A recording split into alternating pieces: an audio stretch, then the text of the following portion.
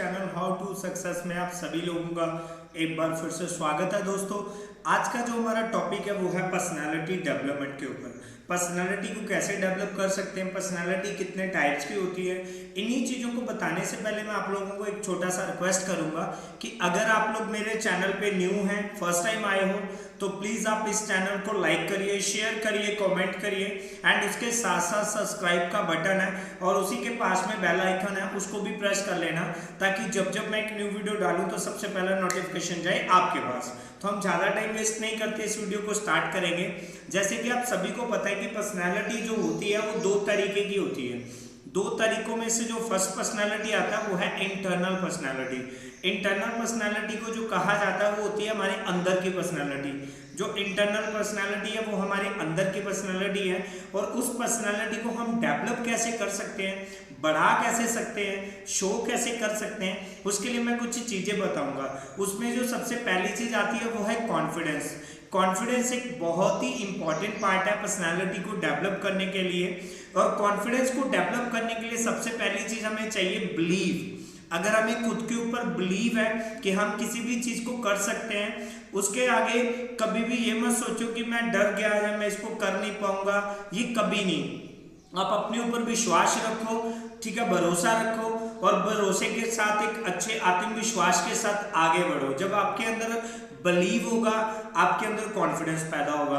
और इसी के साथ साथ बिलीव के बाद जो दूसरी चीज आती है कॉन्फिडेंस को डेवलप करने के लिए वो है पॉजिटिव थिंकिंग। हमारे अंदर एक पॉजिटिव थिंकिंग होनी चाहिए किसी भी चीज को करने के लिए। हमें नेगेटिव विचारों पे फोकस नहीं करना चाहिए।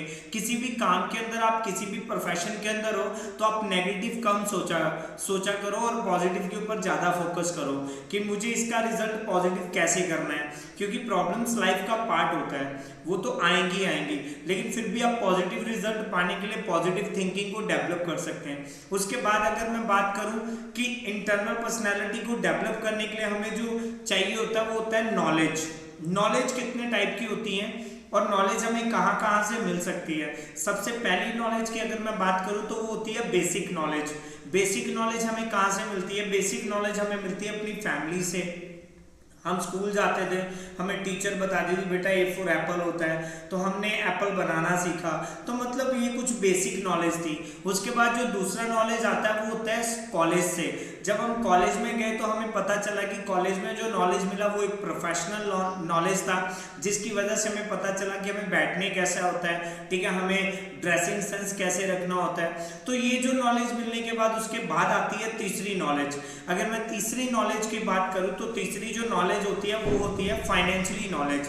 फाइनेंशियली नॉलेज एक मोस्ट इंपॉर्टेंट पार्ट है। इस एजुकेशन के अंदर आपको पता चलता है कि आप अपने पैसे को कैसे मैनेज कर सकते हैं, आप अपने टाइम को कैसे मैनेज कर सकते हैं। तो ये जो फाइनेंशियली एजुकेशन है वे बहुत ही ज़्यादातर लोगों के पास नहीं होती, बट आप अगर इसे ज़्यादा से ज़्यादा इसके बारे में पढ़ते हैं तो आप अपनी लाइफ को एक बहुत अच्छे तरीके से पर्सनैलिटी को बढ़ा सकते हैं। इंटरनल पर्सनैलिटी को बढ़ाने के लिए जो हमारा तीसरा टॉपिक है वो है एक्सपीरियंस। एक्सपीरियंस एक बहुत ही अच्छी चीज़ है और एक्सपीरियंस हम कहाँ कहाँ से ले सकते हैं। सबसे पहली चीज़ हम बुक्स पढ़ सकते हैं, बहुत अच्छी अच्छी बुक्स हैं, हम बुक्स पढ़ सकते हैं, उससे हमारा एक्सपीरियंस डेवलप होता है। उसके बाद आप कुछ अच्छी अच्छी वीडियोस देख सकते हैं, अच्छी अच्छी मोटिवेशनली इंस्पायर होने वाली कुछ वीडियोस देख सकते हैं। उसके बाद आप अच्छे अच्छे लोगों से मिल सकते हो जो इनके पास बहुत ज़्यादा एक्सपीरियंस है, तो आप उनसे ये एक्सपीरियंस ले सकते हो। तो ये इंटरनल पर्सनैलिटी को डेवलप करने के लिए हमारे पास जो था वो था तीसरा स्टेप। अब हम बात करें तो अब पर्सनैलिटी के अंदर आता है दूसरा टॉपिक जिसका कि एक्सटर्नल पर्सनैलिटी। एक्सटर्नल पर्सनैलिटी होती है बाहर की पर्सनैलिटी। पहले जैसे कि हमने अंदर की पर्सनैलिटी की बात करी, अब हम बात करेंगे बाहर की पर्सनैलिटी की। बाहर की पर्सनैलिटी को डेवलप करने के लिए हमें क्या क्या चीज़ें चाहिए, हमारे अंदर कुछ टिप्स होने चाहिए, जैसे कि आज मैं आपके साथ शेयर करूंगा। सबसे पहली चीज़ कि जब भी हम किसी के साथ बात करें या जिस भी चीज़ के बारे में हम बात करें तो उस चीज़ की हमारे पास फुल इंफॉर्मेशन होनी चाहिए, पूरी की पूरी जानकारी होनी चाहिए। उसके साथ ही हम जब उसके साथ बात करें तो हमारा आई कॉन्टैक्ट होना चाहिए, क्योंकि आपने देखा होगा कि जब भी हम में से कोई, जहाँ आप में से कभी ना कभी किसी से हम बात करते हैं, तो जब भी हम किसी से बात कर रहे होते हैं तो सामने वाला पर्सन अगर इधर उधर देख रहा होता है तो हमें ये लगना स्टार्ट होता है कि ये हमारी बातों को इग्नोर कर रहा है। तो उससे क्या होता है, आपकी जो वैल्यू है वो नीचे गिरना स्टार्ट होती है। मतलब आई कॉन्टेक्ट हमारी वैल्यू को दर्शाता है। तो हमें जब भी किसी से बात करनी है तो उसके साथ आंखों से आंखें मिला के बात करनी। चाहे आप किसी की बात को सुन रहे हो, चाहे आप किसी के साथ बातें कर रहे हो, तो आपको आंखों से आंखें मिला के ही बात करनी। उसके बाद तीसरी चीज आती है, तीसरी चीज जो होती है वो होती है वॉइस टोन। वॉइस टोन एक बहुत ही इंपॉर्टेंट पार्ट है हमारी लाइफ का। वॉइस टोन से पता चलता है कि इंसान की कितनी पोलाइटली तरीके से वो बात कर रहा है, क्योंकि आपने बहुत सी जगह पर ऐसा देखा होगा कि जब आप किसी से बात करते हो तो आपको ऐसा महसूस होता है कि यार इस आदमी को बात करने की तमीज नहीं है। तो मतलब ये चीजें हमारी पर्सनैलिटी के ऊपर बहुत मायने करती हैं। तो आपका जो वॉइस टोन होना चाहिए वो प्रॉपर तरीके से और बिल्कुल पोलाइटली होना चाहिए। उसके बाद आती है चौथी चीज आती है फेशियल एक्सप्रेशन, चेहरे का हाव भाव। ये भी एक बहुत ही इंपॉर्टेंट पार्ट है कि जब भी आप किसी से बात करें, अगर आप कोई खुशी वाली बात कर रहे हैं तो आपके चेहरे के ऊपर एक अच्छी स्माइल होनी चाहिए। ऐसा ना हो कि आप खुशी वाली बात कर रहे हो और आपके चेहरे के ऊपर दुख भरा चेहरा बना हुआ है, तो वो बहुत ही गंदा इंप्रेशन दे सकता है। उसके बाद अगर हम आगे की बात करें तो आगे का जो टिप्स आता है वो है हमारी बॉडी लैंग्वेज। बॉडी लैंग्वेज भी एक बहुत ही इंपॉर्टेंट पार्ट है। बॉडी लैंग्वेज हमारी चीज़ों को दर्शाता है कि हम किसी के सामने जो चीज़ उसको बता रहे हैं, इमेजिन करवा के दिखाएं कि वो उसके सामने पिक्चर बन जाए। तो मतलब बॉडी लैंग्वेज बहुत ही इंपॉर्टेंट पार्ट है। आता है वो हमारा आता है बॉडी लैंग्वेज के बाद हाइपरनेस। हाइपरनेस एक ऐसी चीज है कि आपको जब भी किसी के साथ बात करनी है तो फुल कॉन्फिडेंस के साथ करनी है। हाइपरनेस का मतलब ये नहीं होता कि आप जोर जोर से चिल्लाने लग जाओ, मतलब कि आपका जो कॉन्फिडेंस है वो एक अच्छी क्लियर और स्ट्रॉन्ग वॉइस टोन के साथ होना चाहिए, जिसे बोलते हैं हाइपरनेस। उसके बाद अगला जो स्टेप आता है वो है फीलिंग्स, कि जब भी आप कोई किसी के साथ बात करो तो आप फीलिंग्स के साथ करो। उसके बाद जो एक्सटर्नल पर्सनालिटी के अंदर हमारी बाहर की पर्सनालिटी को डेवलप करने के लिए आता है वो है हमारा हैंडशेक। हैंडशेक एक बहुत ही इंपॉर्टेंट चीज़ है।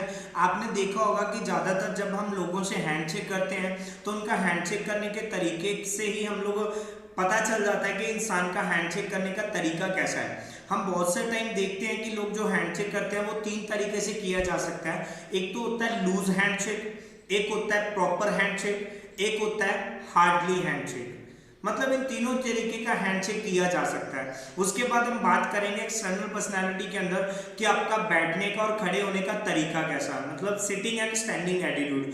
तो ये आपका कैसा है। जब भी आप किसी जगह पे जाएं तो आपका जो बैठने का तरीका होना चाहिए वो बिल्कुल स्ट्रेट होना चाहिए। आपकी जो पीछे की बैकबोन है वो कुछ स्ट्रेट दिखाई देनी चाहिए। ऐसा ना हो कि आप सामने वाले के साथ बात कर रहे हो बैठ के और आपका जो पैर है वो पैर के ऊपर पैर रखा हुआ है, मतलब इस तरीके से नहीं होना चाहिए। आपका बैठने का तरीका बहुत ही ज़्यादा अच्छा होना चाहिए। सही तरीके से बैठे, बिल्कुल ही स्ट्रेटली, और पैरों को बिल्कुल सीधा रखें, बिल्कुल सामने एकदम से, ठीक है। तो इस तरीके से आपको बैठना है। उसके बाद अगर हम बात करेंगे कि जो नेक्स्ट टिप आता है इसमें वो है हमारा ड्रेसिंग सेंस।